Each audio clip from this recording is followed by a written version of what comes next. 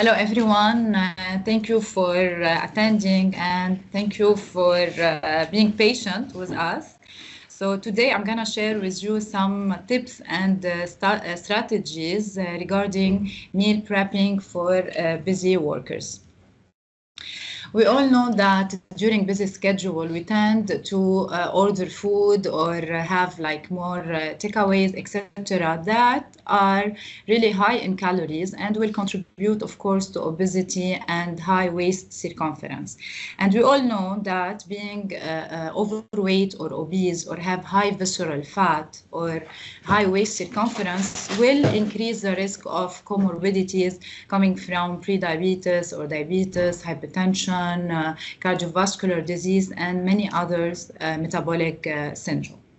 So why meal prepping? It has many advantages. So coming from, saving time, less stress and headache, also portion control, and many other benefits.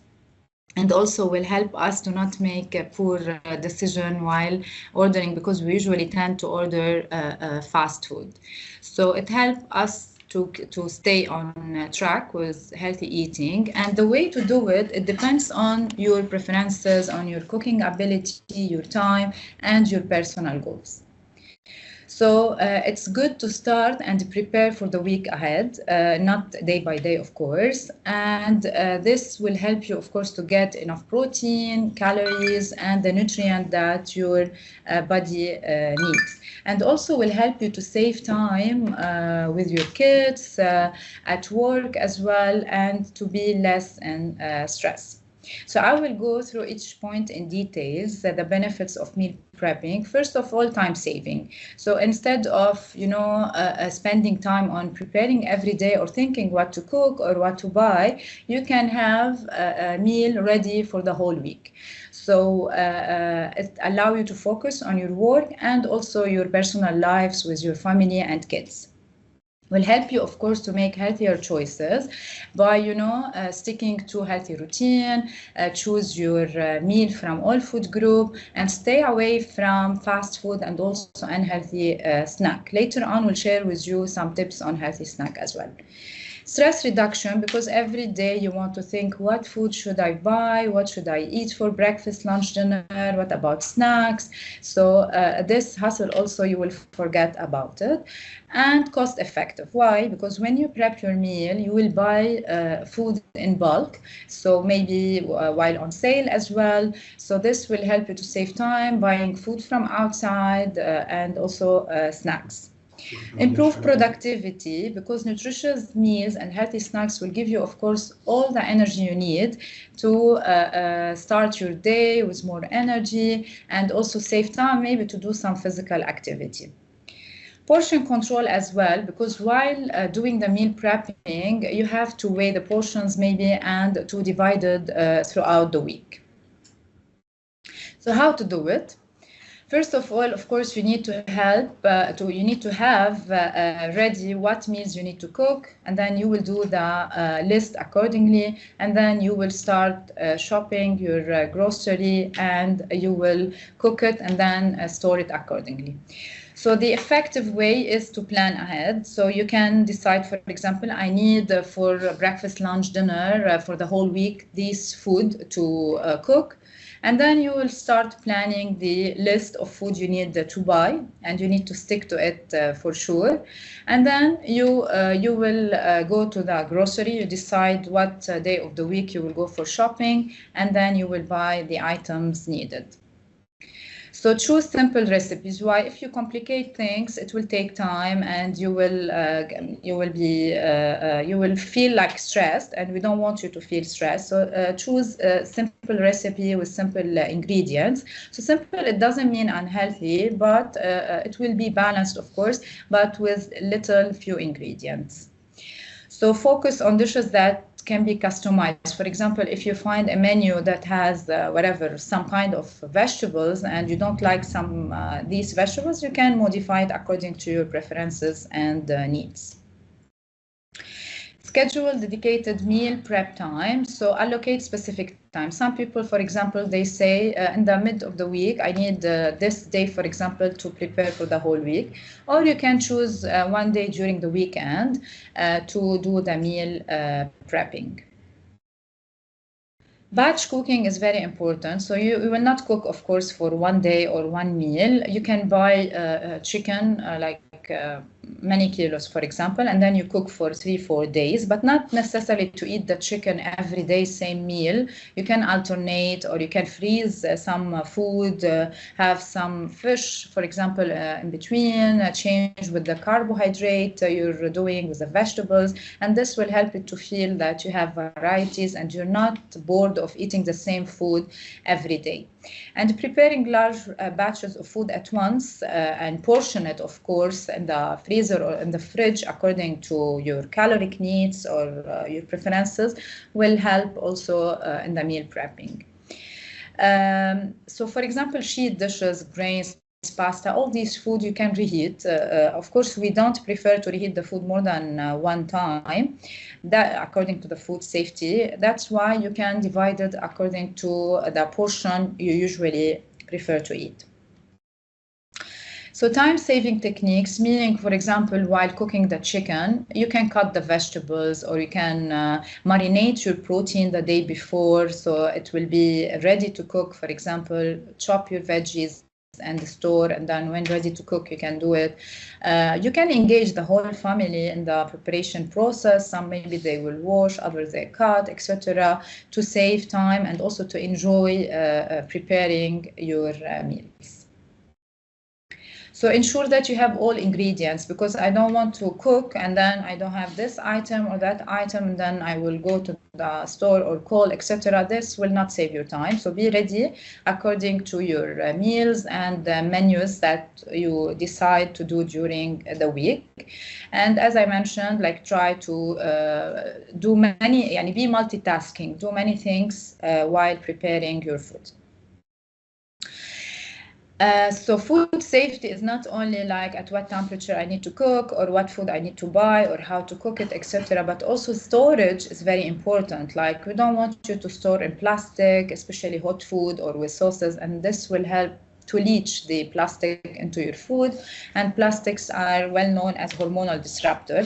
So buy proper storage containers like a glass, for example, or stainless steel, and you can store it in the freezer or in the fridge according to what's your plan for the meals. And store according, you can weigh, for example, you can have small weighing scale and weigh the portion, like the protein, etc., for each day. So go for high quality options, durable and freezer safe, of course. So glass containers are very popular, non-toxic, and doesn't leach and doesn't affect or interfere with your food. And you can microwave it, of course. So we know that you can, even for the plastic, if it's mentioned microwave safe, it doesn't mean you can microwave. No, it means it will not maybe change the design or whatever, but it's not safe to microwave the plastic or even in the dishwasher. That's why it's good to have it stored in glass. Of course, you need to store it well to prevent leak and spills, especially when you're transporting your meals to work. So portion control is very important. Also, you need to maintain a healthy weight, so we don't want to overeat. So make sure you're having portions according to your needs.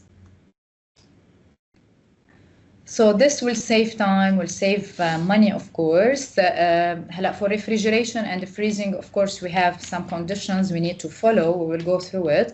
Labeling is very important. Why? Because whatever you cook, for example, sometimes if you freeze, you can eat the food or consume it after 1 week, 1 month, etc. So it's good to label, to have first in, first out. So what you prepared at the beginning, you can consume it earlier. So it will be more fresh than to keep the food late and then it will be spoiled.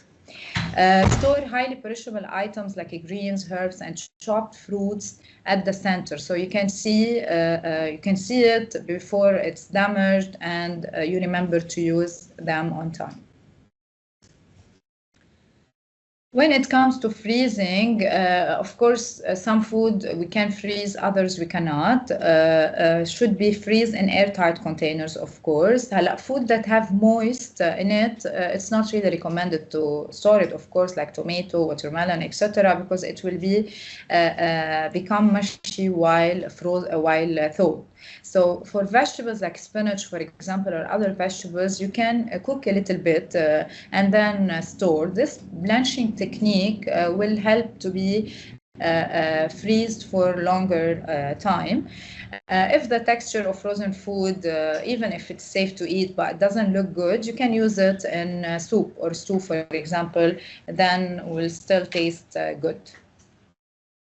Refrigeration, of course, some food you can refrigerate for longer period, other food for 1 day or 2 days. So you have to know about this storage safety to not also get bacteria or viruses or fungi in your food. So for example, cooked or ground poultry or ground beef, usually it lasts for 1 or 2 days. Why? When it's a ground beef, for example, meaning it's a small beef, the bacteria can access it easily. While if it's whole meat, for example, or whole fish, then it can last longer, like maximum in the fridge 3 to 4 days after you cook. 5 days for cooked legumes like beans or hummus, chickpeas, for example. 1 week for hard-boiled eggs. Some people, not necessarily you can do it overnight, but some people even they boil egg and they store it in the fridge. Chopped vegetables, if stored in airtight container and washed very well and drained very well, it can last also up to 1 week. 2 weeks for soft cheese when it's open, and 5 to 6 weeks for hard cheese. In the freezer, of course, food can last longer. So any food you see that you will not consume within 1 week, for example, or 3-4 days, you can freeze it. It can last up to 2 months, for example, for stew and cooked legumes. For ground meat and poultry, up to 3 to 6 months. For berries, frozen berries, chopped fruits, 6 to 8 months. And for vegetables, especially if using the blanching technique, it can last up to even 8 to 12 months safely in the freezer, taking into consideration you're monitoring the temperature and it's working well. So be flexible, of course, like despite, for example, all your best offers, if you if you feel like this week or the other week you're not really able to stick to the plan, or you will not be able to prepare all the meals that you planned for it, so it's fine. At least you're trying your best, so stay flexible. Maybe you can eat the same food for 1 or 2 days. So consider changing to simple recipes if you feel that you're overwhelmed. Try new recipes if you're feeling bored, for example. Change the day that you used to cook if it's not working according to your schedule. So we want to make your life easier and not putting more stress on your schedule. That's why it's good to be flexible and adjust according to your time and cooking skills and routine.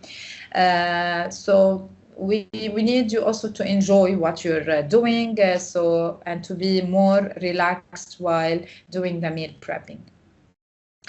So when done right, of course, meal planning can help reduce your grocery bill. You can save money, and we will see how. So few examples is, of course, to use affordable ingredients like legumes, grains, seasonal veggies, protein, pasta. Buy in bulk, maybe when on sale as well. This will help to save money.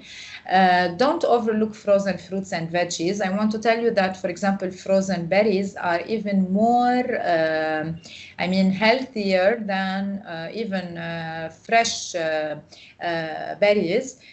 Because the flavonoids in it while freezing it will be like double multiplied. Even some studies, they say even 5 times healthier than the fresh ones. So in some cases, and you can, fresh berries, you have to consume it within 1 to 2 days, but you saw like frozen berries, it can last for a few months. For leftovers, sometimes you can use it for other recipes, so you need to be creative and flexible.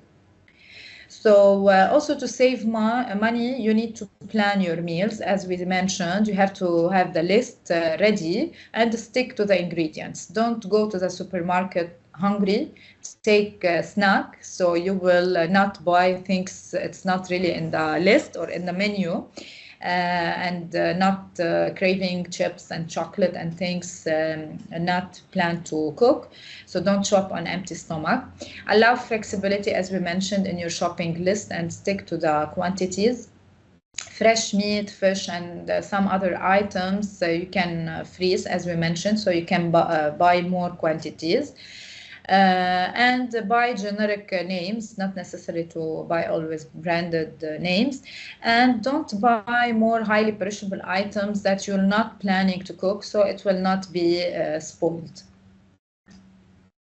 So finding time is very important, and it differs depending on your routine. Maybe you start saying, I will start prepping for my breakfast as a start, not necessarily to do breakfast, lunch, and dinner, and see how it will go. And from there, you can increase your plan to lunch and then maybe dinner, etc.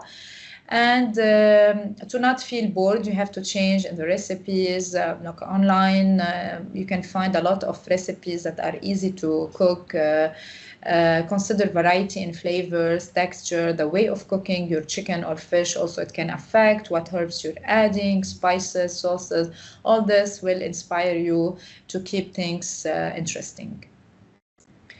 So how far in advance you should plan your meals also all depends on your preferences, on your time. So you can prep the grains and veggies for the week, for example, and keep the protein marinated and cook it fresh. So all depends on your preferences. You can have healthy snacks always ready, like energy bar, for example. For dry goods that are easy to store, you can, of course, last longer. Once you know what you're making, this will help you to plan it in a better way. So easy snack that you can have and prepare, or it doesn't even need preparation time, and you can take with you at work, like Greek yogurt, for example, and then you can add to it some fresh berries or frozen berries. You can have some apple slices with peanut butter, dark chocolate, for example. But with dark chocolate now we have to be careful because we're hearing a lot about heavy metals. So always when you want to buy dark chocolate, it doesn't mean that they are all healthy. We know good brands now, they're banned or they have question mark on their ingredients that contains upper limit of some heavy metals, and heavy metals can of course increase risk of cancer, affect your hormones, and can affect your brain function as well. So you need to read on the label that it's tested with third party or low in heavy metals or whatever tested, no heavy metals, etc. So try to read the label. Red pepper or some carrot with guacamole, unsalted raw nuts, fresh fruits, dry fruits, energy bars, all these can be considered as healthy snacks. For breakfast, if you want to prep, like overnight oat is a good option, but also with the oat you need to get not the instant oat, but the less processed, like steel cut or rolled oat, and then you can add to it some almond, coconut, some frozen or fresh fruits, and this is an easy breakfast that you can prepare. Or you can go with the boiled egg, avocado, etc. These stuff are really easy and doesn't make you stressed. So tips to shop smart is come prepared, as we mentioned, to have the shopping list and stick to it. Choose always whole grain, bread and cereal, so healthy options. Less canned food, always choose fresh items, like fresh mushroom, for example, instead of the canned one, so less sodium, less plastic, etc. Buy fresh fruits and vegetable in season, and the others you can buy it frozen. Perishable items, only the quantity you need because it's easily gets spoiled. Avoid buying highly processed items with long list of additives. So whenever you want to add to buy any canned items, make sure it doesn't have more than 5 ingredients. And whatever you read at the beginning, like sugar or etc., so it means it have high quantity of this item. So always read the nutrition label. We'll have one slide on how to do it, but it's very important to differentiate between the healthy and unhealthy items. So for your meal, for lunch or for dinner, while prepping your meals, you need to make sure it's balanced. It has from all food group. Like for carbohydrate, you need to have the whole grain bread and cereal, the low glycemic index food, like brown pasta or brown rice. But again, brown rice, it has more arsenic. And this also can lead to some hormonal issues. So you can alternate between basmati and brown rice. And brown rice, you need to wash it very well. And maybe you can boil, get rid of the water and add new water to get rid of the high arsenic. Vegetables, you can have whatever vegetables you like, greens or asparagus, cucumbers, spinach, etc., cabbage, broccoli. And we need to have a lean protein cooked in a healthy way, fish, chicken, poultry, tofu, whatever, if you're vegetarian, legumes. Dairy, you can choose a low-fat dairy. And fruits, you can have the low-sugar fruits like blueberry, blackberry, raspberry, citrus fruits as well. So healthy cooking tips, avoid deep frying. So we don't want to do meal prepping, buy healthy ingredients and then, do it deep frying or add too much oil or butter, etc. Also try not to add vegetable oil, maybe use olive oil, avocado oil, coconut oil in small quantities. You can use ghee, but it should be the animal one, not the vegetable, so it will not be highly processed. For the dressing, you can use light dressing like vinegar, balsamic, lemon, olive oil, mustard, etc., and not the ready processed dressing. So avoid too much salt, especially for people with high blood pressure. So we need to use seasoning like herbs, thyme, lemon, ginger, turmeric, and they're well known as ginger and turmeric anti-inflammatory, antioxidant, so prevent inflammation, prevent oxidation of the cell. So it's always good to add these herbs to your food. Of course, we need to get rid of the skin of the chicken to reduce the fat intake as well. And always make sure to have enough fiber in your meal so you will feel more full. And fiber also, it's good food for your gut bacteria. And it helps to prevent, of course, constipation, like whole grain bread and cereal, fruits and vegetables and legumes. Some people there don't know how many calories, how to the portion size, etc. You can use many applications like MyFitnessPal, for example. You can enter your weight, age, etc., and it will tell you how many calories you want. It will help you with the quantity of each meal, carbohydrate, protein, etc. You can cook with friends, with family to save time, enjoy meal prepping, and you can buy a small scale and then weigh your items. And also you can save the recipes that you find it delicious, interesting for you, and you can modify the other recipes that you didn't like. So storage is very important. I don't prefer to store in plastic containers. Always aim for stainless steel or glass. So here, how to read the claim on the or the label. Like when you say low calorie, it doesn't mean 0 calories. So meaning 40 calories per serving. So serving could be 1 biscuit, half cup of cereal, or 2 biscuits. It depends on the items you're checking. Light meaning contain a third fewer calories or no more than half fat of the main item. Reduced meaning contain 25% less nutrient than the regular item. Calorie free, anything that contain less than 5 calories per serving. Low sodium, meaning less than 140 milligram of sodium per serving. High fiber, anything that's 5 gram or higher of fiber in one serving. 2 to 4 gram is medium, less than 2 gram fiber is considered low fiber. Low fat, meaning contains 3 gram or less of fat per serving, and fat-free, less than half gram or 0.5 gram of fat per serving. Low cholesterol is 20 milligram or less in serving size. Sugar-free, anything less than 0.5 gram of sugar per serving. And sodium-free is less than 5 milligram of sodium per serving. So when you know what does it mean, reduced, low sodium, low fat, so when you read on one item that it contains 300 milligram of sodium, you will know that it's high sodium and I need to look for better option. So here you can see how to read labels. So you need to check first of all serving size. So how much is the serving size? Because the container, it doesn't mean this is a serving size. Each item could contain 1, 2, 3 or more serving. So here you can see that serving size is 1 slice and serving per container is 6. So the calories and the protein and the fiber, fat, etc. Belongs to 1 serving. So here amount per serving is 160 calories. Total fat, for example, is 10 gram and saturated fat is 2.5 gram and trans fats 2 gram. So I want to tell you that not all fat are bad. Most of our cells, especially brain cells, are made from cholesterol. So we need fat, but we need more from the good fat.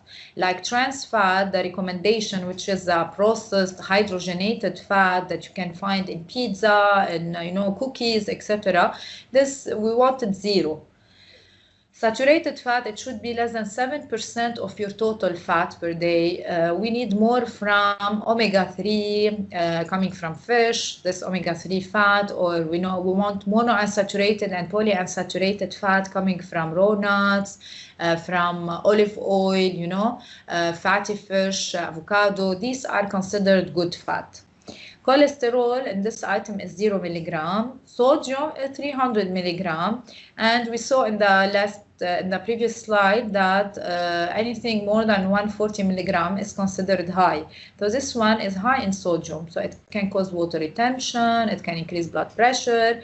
So it's not a good item. And it has trans fat. And we mentioned that trans fat we wanted 0 because this can increase the risk of cardiovascular disease.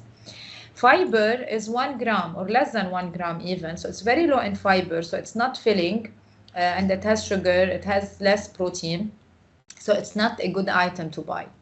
In the next one, we see serving size is half cup, and serving per container is 15. I guess this is cereal. So the amount per serving, meaning in half cup cereal, we have 240 calories.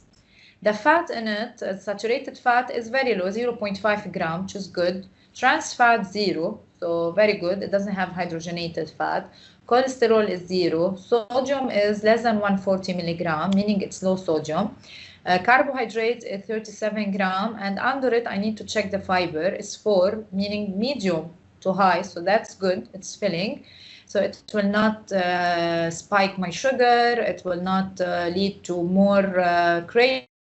So it's a good brand maybe to choose. Okay, so we need to look at the product, read the ingredients, read the production expiry, of course, presence of, if you have any food allergy, they should mention it has gluten or it has nuts, etc. So you need to avoid it if you have any allergy to any items in it.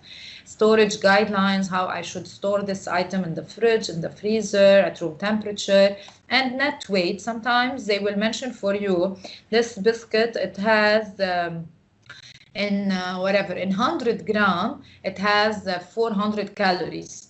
But it doesn't mean this item is 100 gram, because usually or they mention half cup or 100 gram or 1 biscuit. So 100 gram, it doesn't mean this chocolate, for example, is 100 gram. You need to see the net weight on it. If the net weight is 40, you say, okay, 100 gram, it has 400 calories. And the 30 gram, how much calories? And you can multiply and know the number. So it's good also to use your hand to know the portion size. So for chicken, for fish, beef, we usually use our palm size without the fingers. This is around 90 to 120 gram. It depends on your, of course, palm size. The thumb, we usually use it for peanut butter, for cheese, creamy cheese, for example. So your thumb is about 2 tablespoons. Fingertip of your finger is around 1 teaspoon. The clenched fist is around 1 cup of rice or pasta, but of course cooked rice or pasta. And the front of your closed fist is half cup, for example, half cup nuts, half cup cereal. So you can use your hand to estimate the portion size. So it's also important, of course, to stay hydrated for many reasons, because hydration is important to remove toxicity from your body, to help you not have good bowel movement, not have constipation, to feel full, because sometimes you think you're hungry, but maybe you're thirsty, and it will prevent, of course, water retention. But when we say stay hydrated, it doesn't mean drink juices and soft drinks, etc. No, we mean water mainly, which is free of calories. But of course, you can modify it. You can add some slice of fruits, mint, cucumber, so you can make it more refreshing and more rich in electrolytes. So don't wait until you're thirsty to drink. That means you're already dehydrated. And as I mentioned, you can modify the water depending on your preferences. Stay fit. So physical activity is important, first of all, for mental health. Second, to improve, may help you always to stay in caloric deficit, maintain a healthy weight, prevent insulin resistance. So you can find any activity you enjoy, not necessarily to join the gym. You can walk, you can dance, whatever, swim, exercise you like to do. Stay active, and the minimum you can do is stay active at work or during the day. Track your steps, use the stair, walk during break. All these will count, and schedule a regular workout. So don't let it depend on your mood. Stay dedicated. For example, you decide Monday, Wednesday, and Saturday I want to go to gym or I want to walk, etc. So stick to the routine. You can exercise with friends, with a group, just to have more fun. So at least you need to make 150 minutes of moderate physical activity per week. This according to American Heart Association and many associations to prevent medical conditions. So tracking your steps will help you stay motivated to meet your goal. And of course, we need to cut back on screen time and always sitting and not doing anything. So always try to walk while watching the movie you like, etc., or listening to the music. And always listen to your body, so don't overdo it so you won't harm yourself or you feel you're bored, you're tired, etc. So take breaks in between. So we all know that life in a corporate world and in busy workers, we all work 9 hours, 8 hours, and sometimes longer hours. So it's difficult to find time to prepare healthy meals during the week. And this will make that task impossible and will lead to obesity, overweight, not only for you, but will affect the whole family as well. So if you're not cooking, meaning not only for yourself, so you're not really cooking for your kids. So this will lead to more obesity, and we're seeing it in the clinic. 8 years old and 10 years old kids with insulin resistance, with hypertension, 14 years old. So always screen time, ordering fast food, eating unhealthy snacks. So we need to start focusing on this point to save ourselves and our family. So nutrition is very important part of building a healthy lifestyle. Also, if you're not getting the right nutrients, this will affect your work, your job, your energy, concentration, etc. Even motivation and planning things at work. So meal planning really can be a game changer for you and the overall and for the whole family as well. So the benefits, as you saw, that make healthier food choices, reduce stress, save money, and help you with portion control and to control as well your weight. So a lot of benefits for you. So I hope that you learn from this lecture few things, few strategies that you can start working on it. And as I mentioned, no need to start 100% meeting what I mentioned. You can start maybe with breakfast or with one meal for 2-3 days, and then when you master it, you can start planning for the whole week. Thank you so much.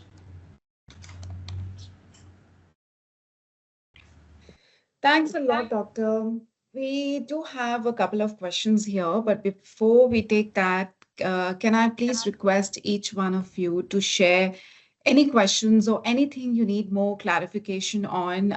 Please feel free to put in your questions in the Q&A tab, and we'd be happy to take it. Doctor, we have our first question here is the person would like you to elaborate more on how the frozen berries are healthier than fresh ones. Yeah, the antioxidant, they found that the anthocyanin and the antioxidant in it will be more, they found it available in a percentage higher than the fresh one. So the benefits will be higher. So we know that antioxidant will get rid of the free radicals in our body. So, and this will prevent the damage of the cell. So when they test the antioxidant in the fresh berries and in the frozen, they found it higher in the frozen ones. So it's like a part of antioxidation and the chemistry of the food. So I don't know exactly the process, but this is what they found, that the frozen berries higher in antioxidant than the fresh ones. So that's why some vegetables, if you feel that you won't eat within 1 or 2 days, you can freeze it and still get the benefits in it. We all know that sometimes cooking, for example, whatever vegetables, you will lose some vitamins or minerals. So that's why also the way you're cooking the food is important. Instead of boiling a large amount of water, you can steam it, or you can add little water, and then maybe you can use this water while cooking your meat, etc. So you can still have the benefit of the vitamins and minerals in it. I hope I answered the question. Yes, doctor. Thank you so much for that. The next person would like to know, what is the recommended optimal amount of water we should make sure that we take in daily basis? One size doesn't fit all. Each one is different, the need. So it depends, first of all, on his weight. For example, he is let's say, if I want to say a simple rule to follow, if your weight is 60 or 70, you multiply your weight by 30. So you need 2 to 2.5 liters of water. This is approximate. But also it depends on how much caffeine or caffeinated beverages you're taking, because caffeine is considered diuretic, meaning it will help you to get rid of the fluid. So you need to add more water to this. If you are active and you're sweating a lot, you need to add more water. If you are living in a hot place, then you're sweating more, so you need to add more water. If you're sick and you have fever, so you need to have more water. So it depends on your weight, on your physical activity, on your other fluids. So if you're drinking soup, yogurt, this can be also considered within the total fluids that you're taking. Some people, they cannot take much water if they have some cardiovascular disease, for example, or they have kidney problem. So I cannot say a number. So we need to see if healthy person, okay, you can have 30 ml per kilogram per day, plus whatever more activities you're doing. But for other people with some medical condition like congestive heart failure, so their body cannot pump the extra fluid in their body, they can have more edema. Some people with kidney problems, so also they have more water retention and fluid. You cannot tell them drink 30 ml per kilogram. We will adjust according to their urine output, and then we will decide how much water they will need. All right. Thank you so much for answering that.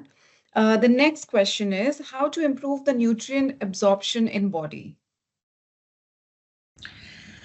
If you don't have any problem, I mean medical problem, no ulcer, no some disease that can cause malabsorption, like for example, some people who do some surgery, like bariatric surgery, especially Roux-en-Y gastric bypass, they will have malabsorption, and we tell them you need to take vitamins, minerals, because even if you eat good, you will still have some kind of malabsorption. Some people, if they have celiac disease, they will have malabsorption. That's why they will have anemia. Other people, if they have renal problem, they will lose also nutrients.